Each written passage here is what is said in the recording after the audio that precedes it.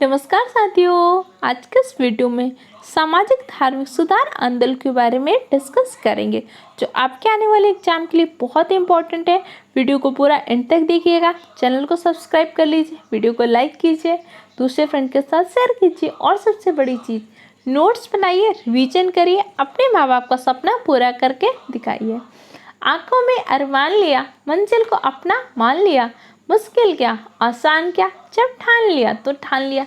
देखिए, आपको पढ़ना तो पड़ेगा और मेहनत करनी पड़ेगी, क्योंकि कंपटीशन आपका सिर्फ खुद से नहीं है, कंपटीशन आपका उन लाखों बच्चों से है जो लगातार पढ़ाई कर रहे हैं, मेहनत कर रहे हैं और जी जान से जुटे हुए हैं, प्रैक्टिस कर रहे हैं, मेहनत कर रहे हैं।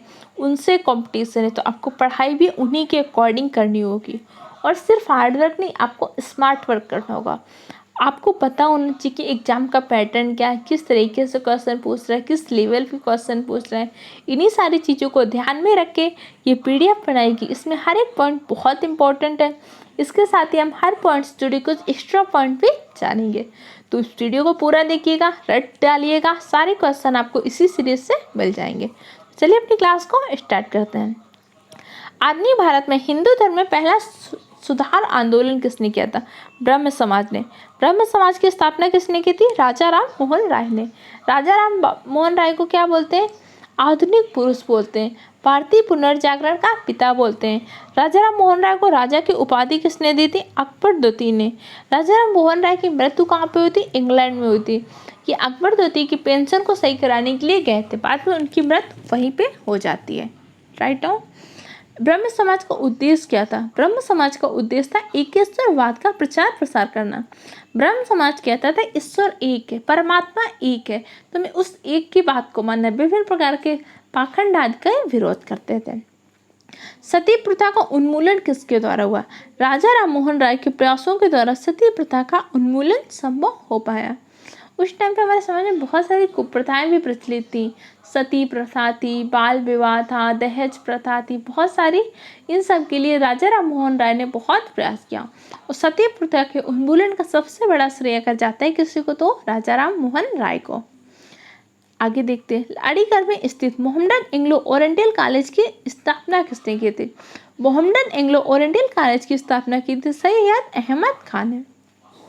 आर्य समाज किसके विरुद्ध था? तो आर्य समाज की स्थापना किसने की थी? स्वामी दयानंद सरस्वती ने। आर्य समाज धार्मिक अनुष्ठान और मूर्ति पूजा का विरोध करता था। स्वामी दयानंद सरस्वती ने एक नारा दिया था, वेदों की ओर लौटो। वेदों की ओर लौटो किसका नारा था? स्वामी दयानंद सरस्वती का। इनकी फेमस पुस्तक थी सत्यार्थ प्रकाश। युवा बंगाल आंदोलन के नेता कौन थे? हेनरी डेरिजियो। हेनरी डेरिजियो युवा बंगाल आंदोलन के नेता थे। थियोसॉफिकल सोसाइटी भारत में अपना कब मुख्यालय बनाया? 1882 में। कहाँ पे बनाया था? अडयार में। किसी समय महात्मा गांधी के सहयोगी रह चुके पर उनसे अलग होकर अमूल परिवर्तन आंदोलन चलाया, जिसका नाम था आत्मसम्मान आंदोलन। आत्मसम्मान आंदोलन चलाया था रामास्वामी नायर ने। रामास्वामी नायर एक टाइम पे महात्मा गांधी के सहयोगी भी रह चुके थे। नोट डाउन कर लीजिएगा। सती प्रथा का उन्मूलन किससे हुआ था? सती प्रथा आपकी समाप्त कब की गई थी? 1829 में। और सती प्रथा को अगर पूछेगा सबसे ज़्यादा समाप्त करने में श्रेय किसका जाता है? तो श्रेय जाएगा राजा राम मोहन राय का। लेकिन अगर गवर्नर पूछेगा तो गवर्नर कौन था? Lord William Bentinck. Lord William Bentinck ने सती प्रथा को बैन किया था। किसके प्रयासों से? राजा राम मोहन राय के प्रयासों से। कब बंद हुई थी? तो 1829 में। स्वामी विवेकानंद का मूल नाम क्या था? विवेकानंद का मूल नाम था नरेंद्र दत्त। इन्हें विवेकानंद की उपाधि किसने की थी? तो खेतड़ी के राजा, उन्होंने इन्हें विवेकानंद की उपाधि प्रदान की थी।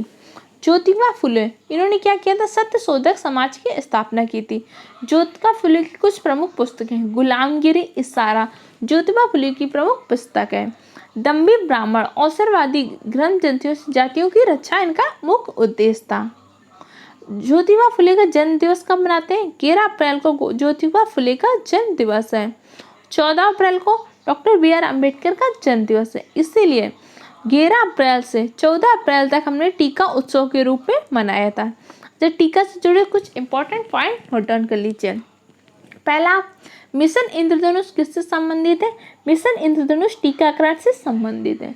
अगर पूछेगा इंद्रधनुष योजना, तो इंद्रधनुष योजना आपके बैंकिंग सुधार से है, जबकि मिशन इंद्रधनुष टीकाकरण से संबंधित है। अभी कोविड-19 की कुछ वैक्सीन के बारे में, सबसे पहली वैक्सीन किसने बनाई थी? स्पुतनिक। कोविड-19 की किसने बनाई थी? रूस ने। डीएनए बेस्ड वैक्सीन कौन सी है? डीएनए बेस्ड वैक्सीन है आपकी जाइडस कार्डिला वैक्सीन, जो जाइडस कंपनी ने बनाई थी।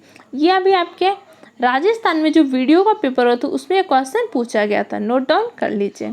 अभी हाल ही में चीन ने क्या किया? आपातकाल में नोजल वैक्सीन को बच्चों के लिए मंजूरी दी है।